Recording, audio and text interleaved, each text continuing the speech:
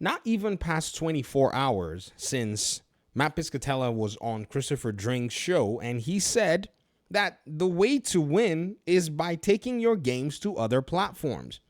Everybody right now is, pretty much talking about all of this stuff, but many people don't necessarily realize that a multi-platform strategy with people who are in your ecosystem already liking it and you providing them the things they like, innovating and continuing to give them all kinds of fun stuff is a way to go. Because many people still consider consoles as this ever-cycling hardware piece, not realizing that these companies are more than likely going to go ahead and make this generation their last main iteration in terms of a leap. Everything else going on forward is more than likely going to maintain backward compatibility so that people don't jump off your ecosystem and they can still play their games.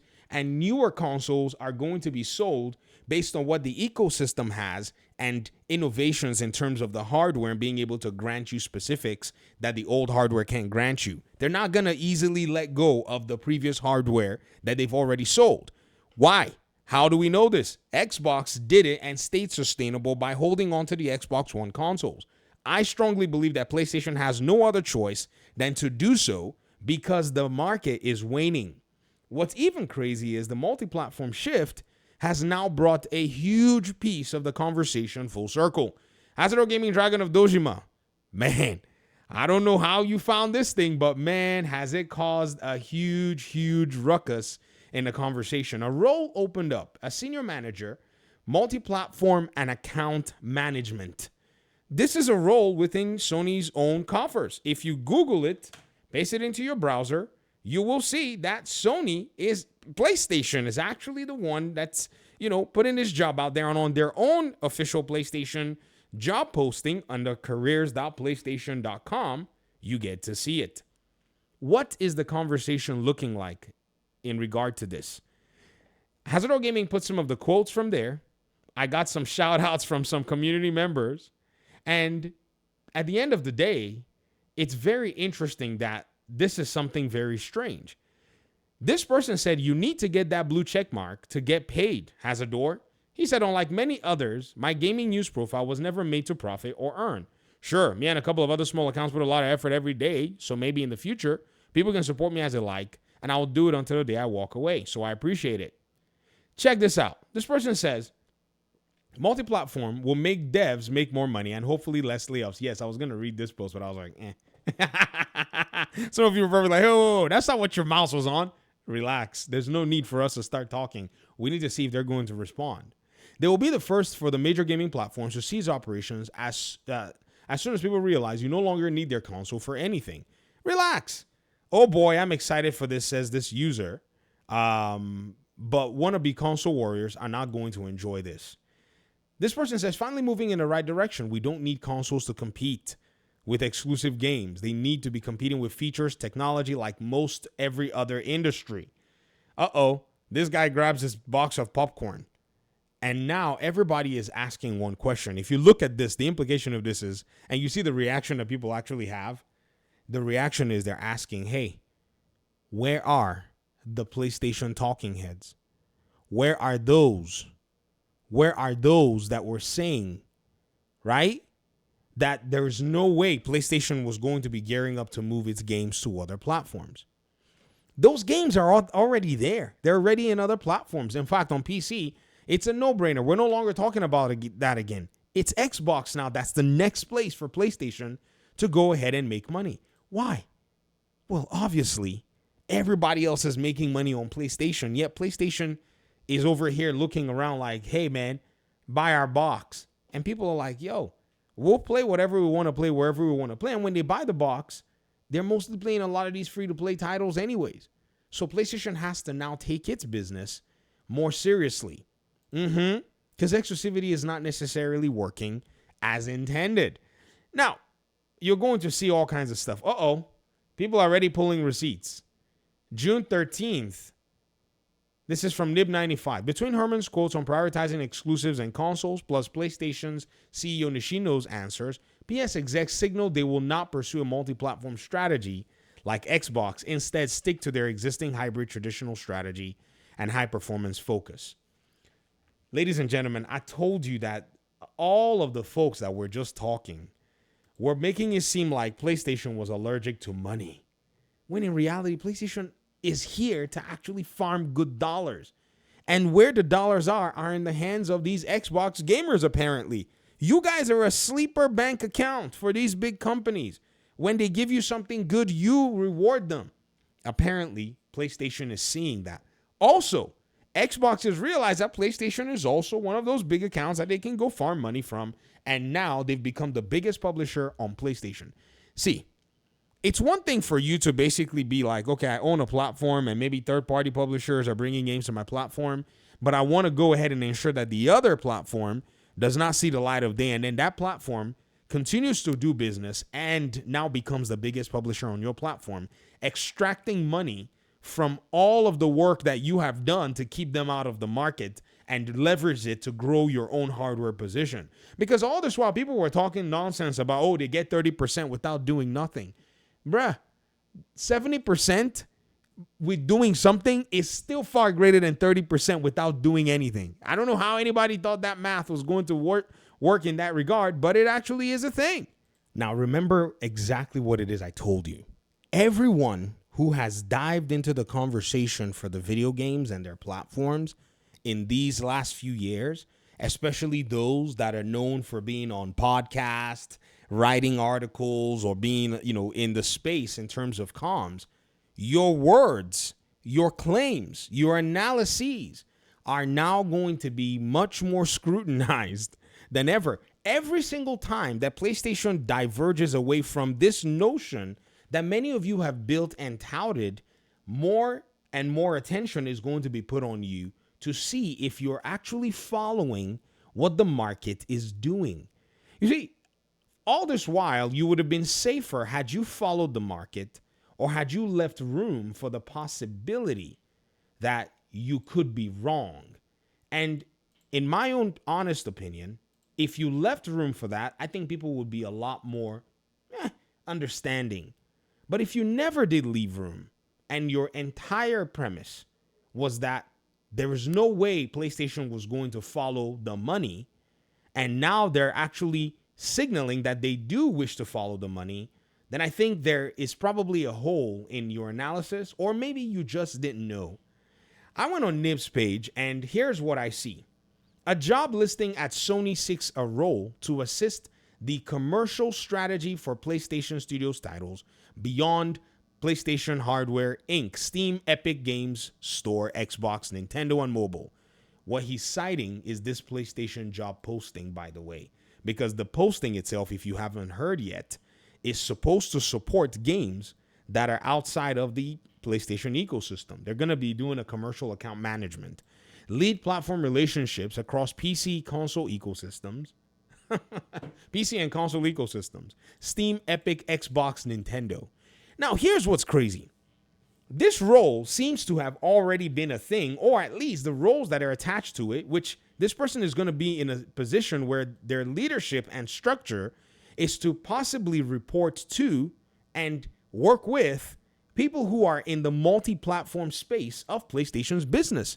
They've always considered that they will have a strong multi-platform paradigm, but I think a lot of people continue to try to nudge and soothe the situation, as PlayStation has been very skillful in making sure that they did not rip the Band-Aid off.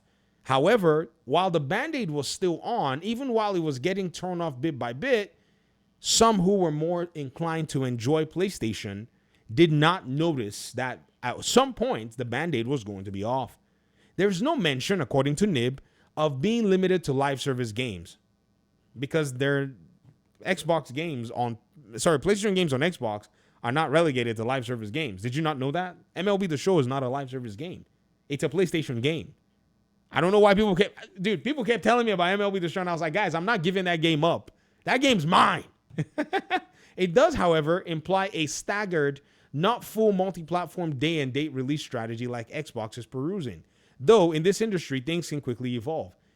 Nib95, I almost want to commend you for you actually leaving room for this evolution. However, you took away my commendation by saying that it does not imply a full multi-platform day and date release. Have you not learned your lesson, Nib95? Did you forget when Herman Hulst came on the PlayStation blog in March 10th of 2020? What did he say? He said about the PC launch that they had no plans to release day and date PC games. This is before they even talked about the live service day and date launch a few years later. So here is what I need to tell you. The implications here of whether it's not a full day and date or a full day and date or not a blah, blah, blah, is already out the window, seeing as there is a game that releases and launches annually on PlayStation and Xbox developed by a PlayStation studio. It is financially expedient that that particular studio launch its game on Xbox. Hence, the evolution that you're speaking with, and I insert MLB The Show. Interesting, there's an MLB thing happening over here. Because that should be your example to tell you and let you know. You didn't have to wait for Spider-Man or whatever it is. All you had to do was just look at the reason. Now, Navis Parsing, oversee the out-of-year mid-range commercial strategy for PlayStation Studios titles across all non-PlayStation platforms. Then Nib writes, we'll be curious to see how this develops over the coming years and whether PlayStation stick to a careful... No. They said the word Herman Hulst used was thoughtful. Curated hybrid strategy Herman Hulst announced only a few weeks ago. Thoughtful was the word he used. Now, I don't know if he used careful, but I remember he said thoughtful. But also listen to Lynn Azar. She is in charge of the finances. She is in charge of ensuring that the executives are aligned with scoping their business to move their operating marginal, their operating income margin and their operating profit margin, blah, blah, blah, those words that they used, to about 10%, of which estimates are looking that number is sitting at around 6 or 7% annually on average. In fact, I think 9% has been one of the better numbers PlayStation has seen. As investors are asking for 10%, and will ask for more, by the way, this strategy is necessary. Or something broader, as Nate writes. If Xbox's new console is a hybrid PC, PlayStation's games will also be on there anyways. Well, that was always going to happen. PlayStation might as well just go directly and start to work with Xbox and possibly maintain their relationship that they have with Call of Duty, because that is the leverage right there, ladies and gentlemen. That is a huge leverage to pretty much see if they can match terms. Many people have been saying that Call of Duty only, furnishes PlayStation with 20%. Perhaps in that spirit, PlayStation could go negotiate 20% in its own coffers. See, everybody's getting along now. Everybody is getting along now. The Chaos Lounge, you wrote, they are now officially third party regardless of how it's spun. They've been third party since this article came out. They've had the intention to be third party. In fact, once this game dropped, Horizon Zero Dawn, I think it dropped in 2020. Let's go ahead and let me show you something. This is a very interesting perspective that a lot of folk are not necessarily talking about. In 2020, was it 2020 that Was it 2020 that Horizon Zero Dawn went to PC, to Steam? Let's see. It was Steam and Good Old Games and everybody else. Horizon Zero Dawn, this is the remastered version. It's hard to be able to see because you'd have to basically find the old school Horizon Zero Dawn. I think it was sometime around 2020. But if we look at 2020 when Herman Hulst, okay, yeah, it was 2020. Herman Hulst was talking about this in the blog. And if you look at that 4 years that followed, it was literally an offloading of PlayStation games on PC. Look at it. 2020. Oh, there it is. Horizon Zero Dawn. 2021. Days Gone. 2022. God of War, Spider-Man Remastered, Uncharted, Sackboy, Miles Morales. 5 games in 2022. Returnal 2023, The Last of Us Part 1 2023, Ratchet & Clank 2023. 3 games in 2023. And in 2024, another 5-ish games. 6, actually. Woo! And 2025, Basically everything. If you talk about being thoughtful, if that's thoughtful in your mind, then I don't know what else to say. Because number one, PlayStation should have just been launching on PC day and date. That's going to get them the sales that they need. Especially deep into the console generation like this, I just don't see any reason why they're, in my opinion anyways, wasting their time. I got to tell you. So at the end of the day, ladies and gentlemen, everything so far, right? Everything so far is showing this particular shift in their paradigm. It is. It is. Check this out. Somebody said this, and I'm going to end the video here. It went from PS games will never go to PC. Then to it's 3 to 5 years, staggered to PC. Then only games as a service day and date to PC. Then there's still only a console exclusive to PC. Then it's only a Lego Horizon game. Then they'll never put their games on Xbox.